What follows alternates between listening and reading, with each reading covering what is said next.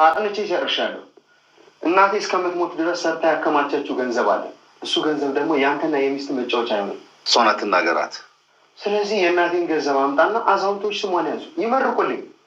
ብትኖር ምርቃቱ ይደርሳታል። አሁን ግን ምን ይጠቅማታል? አታናደኝ። እንዳታ ባልሽን አስታክሽልኝ። ምን ፈልግ?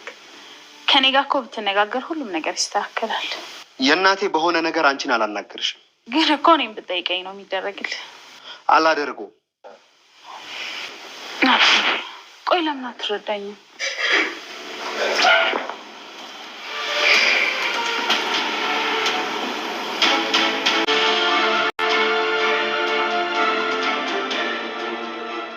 አስጠላለሁ። ኧረ አታስጠይም፣ በጣም ታምሪያለሽ። ቆይ ታዲያ ለምን አነስኩበት? ለማ ለናቲ። አንቺ ትበዥበታለሽ እንጂ አታንሽበትም። ከአንቺ የተሻለች ቆንጆ ያገኛል ብለሽ ነው? የምርሽን ነው? አዎ በጣም ቆንጆ ነሽ። አመሰግናለሁ። እና ታዲያ ውጭ ጠብቋ። አቤት፣ ቤቴ እኮ ነው። ማነው የሰጠህ? ደረቅ ደረቅማ አንተ ነህ። ይኸውልሽ አንቺን ጠፍጥፌ ችግር ውስጥ መግባት አልፈልግም። እንዲሁም ከእሱ ጋር በገብ ይሻላል። ትሁት፣ እዚህ ሰፈር ያለ ካፌ ነው የሚሆነው። ሂጂና መጥቷል ና በይው።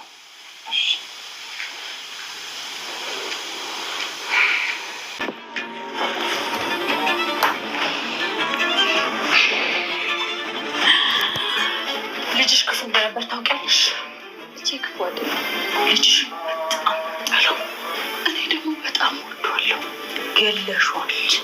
አልገደልኩትም። ገለሿል። አልገደልኩትም። ያስቀያሚ ልጅሽን ገለሿል። አልገደልኩትም።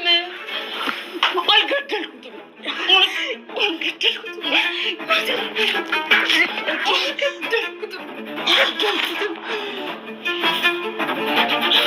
የናቲ እናት በስተመጨረሻም ትዕግስቷ አልቋል። ልጇ ክፉ እንደሆነና መጥፎ እንደሆነ ቤቲ ስትነግራት የኔ ልጅ ናቲ ክፉ አይደለም በማለት እንግዲህ አንገቷን እንቅ አድርጋታለች። ቤቲ በተናደደችና በተበሳጨች ቁጥር እየገባች እንግዲህ የናቲን እናት ማሰቃየትና እንዲሁም ደግሞ መማታት፣ ጸጉሯንም እየጎተተች እያሰቃየቻት ነበረ። በአሁኑ ግን ናቲ በጣም ክፉና መጥፎ ሰው እንደሆነ ለእናቷ ገብታ ስትናገር ማለት ነው። ለእናቱ ገብታ ስትናገር እናቷ ግን ማለት ነው የናቲ እናት መቆጣጠር አልቻለችም። የኔ ልጅ በጣም ደግ ነው፣ ጥሩ ነው፣ ክፉ ልጅ አይደለም በማለት እንግዲህ አንቺ ገፊ፣ አንቺ መጥፎ፣ አንቺ እብድ እያለች እንግዲህ ቤቲ እጅግ በጣም እያሰቃየቻት ስለነበር አሁን ላይ እንግዲህ በልጇ ስለመጣችባት እንግዲህ ልጇ መጥፎ እንደሆነና እንዲሁም ደግሞ እጅግ በጣም አስቸጋሪ እንደነበር እየነገረቻት ስለነበረ እናት እንግዲህ ልጇ መጥፎ ነው እንደዚህ ነው እያለች ስትናገር መታገስ ስላልቻለች፣ ምክንያቱም ልጇንም አልቅሳም አልቀበረችውም። እነሱ ነገሯት፣ እነሱ ልጅሽ ሙቷል ብለው አስረዷት እንጂ እሷ ምንም የምታውቀው ነገር የለም ማለት ነው። እና ሁልጊዜ እንግዲህ በልጇ ፍቅር ተቃጥላ ያለችን እናት እያሰቃዩ ይገኛሉ ማለት ነው። በስተመጨረሻም እንግዲህ ቤቲን ጉሮሮዋን እንቅ አድርጋ የኔ ልጅ አንቺ እንደምትዩ ክፉና መጥፎ አይደለም በማለት እንግዲህ እጅግ በጣም ተናዳ ስለነበር ጉሮሮዋን ንቅ አድርጋት ነበረ። በስተመጨረሻም እንግዲህ የቤቲ እጇም ዝሎ ወድቃለች ማለት ነው። በነገራችን ላይ እሷን ለማሰቃየት የናቲን እናት ለማሰቃየት በማለት ማለት ነው ይብን ራሱ ትሁት ከቤት እንድትወጣ አድርጋታለች። ሂደሽ ናቲን እዚህ ሰፈር ካፌ ውስጥ ይኖራል፣ ስለዚህ ወደ ቤት እንዲመጣና እንዲሁም ደግሞ ገዛኸኝ ከቤት እንደመጣ ንገሪው በማለት እንግዲህ ትሁትን ልካት ነበረ።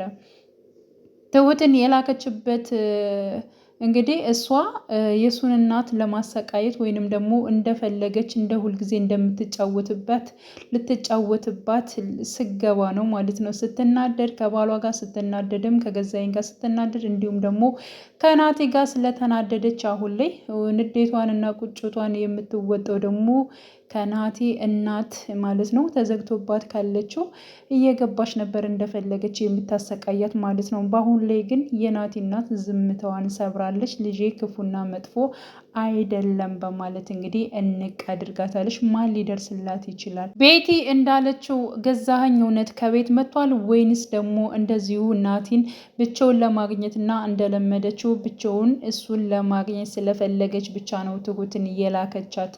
ከቤት ውስጥ ገዛኸኝ ካለ በእርግጠኝነት ገዛኸኝ ይደርስላታል። ከቤት ውስጥ ካልሆነ ደግሞ ትሁትና እንዲሁም ደግሞ ናቲ ከውጭ ይመጣሉ ማለት ነው። ናቲና እንዲሁም ደግሞ ትሁት ከውጭ ከመጡ በእርግጠኝነት ናቲ እናቱ በህይወት እንዳለች ያውቃል ማለት ነው። በነገራችን ላይ ትሁት አሁን ግራ ገብቷታል። ምክንያቱም ያው ከነሱ ቤት በመግባቷ የሆነ አጣብቂኝ ውስጥ እንደገባች ታውቃለች። እንግዲህ ከዚህ በፊት ከነበረችበት ህይወት ውስጥ ወጥታ አሁን ላይ ደግሞ ከእንደዚህ አይነት ቤት ውስጥ በመግባቷ እጅግ በጣም እንትን ብላለች ማለት ነው። ግን ደግሞ እንደዚህ የተጨነቀች ነፍስ እያለች እንደዚህ የተጎዳች እያለች እኔ በፍጹም ትቻት አልሄድም፣ እሷን እስከ መጨረሻው ድረስ እጋፈጣለሁ በማለት እንግዲህ ለአባባም ስታወራው ነበር። ከአባባ ጋር ተገናኝተው ነበር ትሁት ማለት ነው።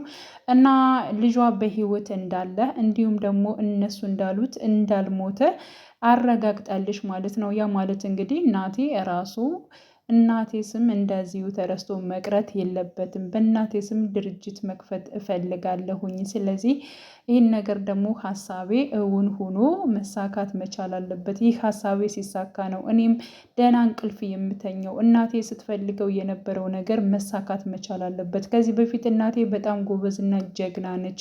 ራሷ የሰራችውን በራሷ ላብ ነው ያልኩኝ። ስለዚህ እኔ እናንተን ገንዘብ አልጠየኩም በማለት እንግዲህ አባቱንም ያው ለድርጅቱ የሚሆን ገንዘብ ጠይቆታል ማለት ነው። ምክንያቱም አንተና እንዲሁም ደግሞ ሚስትህ ስትጫወቱበት የእናቴን ላብ ዝም ብዬ አላይም። በእናቴ ስም የሆነ ነገር መክፈት አለብኝ።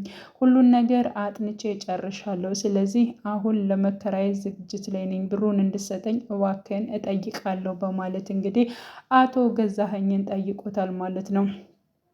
አቶ ገዛኸኝ ደግሞ እሷ ምንም የምታውቀው ነገር የለም፣ ያ ማለት አሰማም ምንም አትልም። ስለዚህ ሌላ ሰው መረቃት አልመረቃት ስሟ ተጠራ አልተጠራ እሷ ምንም አታይም። ስለዚህ ምንም አያደርግልህም በማለት እንግዲህ ለልጁ መልሶልታል። እንደዚህ የሚባል ነገር የለም፣ ሀሳቤንና እቅዴን አሳካዋለሁ። እናቴም የምትፈልገው ነገር ነው። ሲቀጥል ደግሞ የእናቴን ንብረት ነው እየጠየኩ ያንተን ገንዘብ አይደለም በማለት እንግዲህ አስረግጦ ነግሮታል ማለት ነው። አሁን ላይ እንግዲህ ቤቲ እጅግ በጣም ደስ እያላት መጥቷል። ምክንያቱም ያው ናቲ ስለጠላት ናቲ ስላልቀረባት እንደ ውሽማ ስላላዛት እጅግ በጣም እየተናደደች እየተበሳጨች ትገኛለች። ሌላው እሷን ደስ ያላት ነገር ምንድን ነው? ንብረቱን በሙሉ ሀሳቤና እቅዴ እየተሳካልኝ ነው ብላለች ማለት ነው። ምክንያቱም አቶ ገዛኸኝ አሁን ላይ ማለት ነው ልጁ እንዳይወስድበት ወይንም ደግሞ የእናቱን ገንዘብ ድርጅት እንዳይከፍትበት በማድረግ ገንዘቡን በማን አዙሮታል? በራሷ በቤቲ ስም አድርጎታል ማለት ነው። እና እያሳየው ነበር እኔ ምንም አይነት ብር የለኝም ጨርሻለሁኝ በማለት እንግዲህ ለናቲ ሲያሳየው ነበር። ናቲ ደግሞ በፍጹም ይህ እንኳን አይሆንም፣ ያ ሁሉ ብር የት ሄዶ ነው? ደግሞ ቀስ ብዬ እደርስበታለሁ። የት እንደሄደና የት እንደደረሰ እኔ ቀስ ብዬ ነገሮችን እደርስበታለሁ። እንደዚህ በቀላሉ አንፋታም በማለት እንግዲህ ከአባቱ ላይ ዝቷል ማለት ነው። እና በነገራችን ላይ ትሁትና እንዲሁም ደግሞ ቤቲ እየተቀራረቡ መጥተዋል ማለት ነው። እንደ ጓደኛነት እያወሩ ነው። እና ጓደኛሞች ብንሆን ምን ይመስልሻል በማለት እንግዲህ ትሁትን ጠይቃት ነበር። እኔ ደስ ይለኛል ብላታለሽ ማለት ነው። እኔ ናቴን እወደዋለሁ አፈቅረዋለሁኝ ማለቴ የገዛኸኝን ልጅ በማለት ነግራታለች ማለት ነው። እና እንዴ ትወጂዋለሽ እንዴ በማለት እንግዲህ ትሁትም ጠይቃታለች። አዎ ወደዋለሁ አፈቅረዋለሁኝ በማለት መቼም ባለጌንሽ እያለች ነው አይደለ በውስጥሽ ያለቻት ማለት ነው። ያው ትሁት ግን እንደዛ አላለችም። ትሁት አይ እንደሱ አይደለም ማፍቀርና መውደድ ብልግና አይደለም እኮ ለዛ ነው፣ እሱ ግን በጣም እየተኩራራ ነው፣ ምንም ሊገባው አልቻለም እያለች እንግዲህ እየመለሰች ትገኛለች ማለት ነው። እና አይ ናቲም ቀስ ብለሽ ንገሪው፣ ምናልባት ደግሞ እሱ እኮ ሊወድሽም ይችላል በማለት መልሳላታለች ማለት ነው። እና ናቲ ተናዶ መጥቶ ምክንያቱም ደግሞ ያው አቶ ገዛኸኝ ለእናቱ ድርጅት ሊከፍት የፈለገውን ነገር ገንዘብ እንደማይሰጠው ከነገረው በኋላ ተናዶ ወደ ቤት ተመልሶ ነበረ ማለት ነው። እና ይህ ሽማግሌ ባልሽ በጣም ጠግቧል በማለት እንግዲህ ይነግራታል ማለት ነው። ነገሮችን እኮ ከኔ ጋር ጨርስ ብዬህ ነበረ፣ እኔ ሳልፈቅድ ምንም ነገር አይሆንም፣ እኔ የምለውን ነገር እያንዳንዱ ነገሮችን ደግሞ ያደርግልኛል፣ ስለዚህ አንተና እኔ የግድ መስማማት መቻል አለብን በማለት እንግዲህ እናቴን ጠይቀዋለች ቤቲ ማለት ነው። በእናቴ ጉዳይ እና በገንዘብ ጉዳይ ደግሞ አንቺ ጋር የምስማማው ምንም ነገር የለም በማለት እንግዲህ እናቴ ይነግራታል ማለት ነው። ከኔ ጋር ቢሆን ሁሉን ነገር ተሎ እጨርስል ነበር እያለች እንግዲህ ጠጋ እያለች እንዲሁም እየነካካችው ባለበት ሰዓት እሱ ግን ገፍትሯት ትቷት ወጥቷል ማለት ነው። እና ቤቲ በወቅቱ እጅግ በጣም ነበር የተናደደችው። ወዲያውኑ ወደ ትሁት ነበር የሄደችው። ትሁት ቆይ እኔ ግን አላምርም እንዴ በማለት እንግዲህ ስለ ውበቷ ትሁት እንድትነግራት ጠይቃታለች። ትሁት ግን በጣም ነው የምታምሪው፣ ቆንጅዬ ነሽ በማለት እንግዲህ ትመልስላታለች ማለት ነው። ለምንድን ነው ታዲያ ናቲ የማይፈልገኝ? እኔ እኮ በጣም እወደዋለሁ፣ አፈቅረዋለሁ፣ እሱ ግን እየገፈተረኝ ይወጣል በማለት ኧረ አንቺ እጅግ በጣም ተፈላጊ ሴት ነሽ ብላታለች ማለት ነው። ሲቀጥል ደግሞ ተመልሶ ናቲ ወደ ቤት መጥቶ ነበረ ማለት ነው። እጅግ በጣም ግራ ገብቶታል። ምክንያቱም 15 ሚሊዮን ነበር እንግዲህ ከአባቱ ብር የጠየቀው ለእናቱ ድርጅት ለስሟ መጠሪያ ድርጅት ሊከፍትላት ነበረ። ግን ደግሞ አቶ ገዛኸኝ ብር የለም ስላለው ተናዶ ነበር፣ እየወጣ እየገባ ነበረ እና ያው እዚህ ምን ትሰራለህ ውጣ ብለው ነበር ማለት ነው። እና ናቲ ደግሞ ይሄ እኮ የራሴ ቤት ነው፣ የቤተሰቤ ቤት ነው፣ የት ነው የምወጣ? ምን አይነት ቃል ነው የምትናገሪው? እኔ አክብሬሽ ነው እንጂ ከዚህ ላይ አንቺን ጠፍጥፌ መሄድ አላቃተኝም፣ ግን ደግሞ ነገሮችን በሰላም መጨረስ ስለምፈልግ ነው ብሏታል ማለት ነው። እና ወዲያውኑ ደግሞ ተመልሶ ወጣ ማለት ነው። ከሱ ጋር በመጣ ይሻላል በማለት ወጥቶ ሄዶ ነበረ። በስተመጨረሻም እንግዲህ ያው ቤቲ የሰራችው ነገር በጣም ተናዳ ስለነበር በናቲ ጉዳይ ማለት ነው። ናቲ ስላልፈለጋት የፈለገችውን መጥፎ ነገር ወይንም ደግሞ ብልግና ነገር አብሮ ስላላደረገ ብቻ ማለት ነው ስለተበሳጨች እናቱን ሄዳ እጅግ በጣም እየተቆጣቻት ነበር። ልጅሽ በጣም መጥፎና በጣም ክፉ ነው እያለች እንግዲህ እናቴን ስትናገርባት፣ እናት ደግሞ እናቴ ክፉ አይደለም በጣም ጥሩ ልጅ ነው እያለች እንግዲህ ስለ ልጇ እየተሟገተች ባለችበት ሰዓት እንግዲህ እጅግ በጣም ተናዳ ስለነበር የናቲ እናት ያው ቤቲን ጉሮሮዋን እንቅ አድርጋታለች ማለት ነው። እና መጨረሻው ምን ሊሆን ይችላል፣ ምን ሊገጥማት ይችላል የሚለውን ነገር እንግዲህ ያው ቀጣዩን አብረን የምናይ ይሆናል ማለት ነው። ሌላው እንግዲህ ቲና ነች። ቲና አሁንም መድረሻ መውደቂያ አታለች ማለት ነው። ቀጥታ አባባ ጋር መታለች። አባባ ጋር ስራ ፈልጋ መታለች ማለት ነው። እና አባባ ከዚህ በፊት ማለት ነው ተመስገንን እንደሰራ እንዲሁም ደግሞ ቲናን እንደዚው ስራ እያሰራት ይገኛል።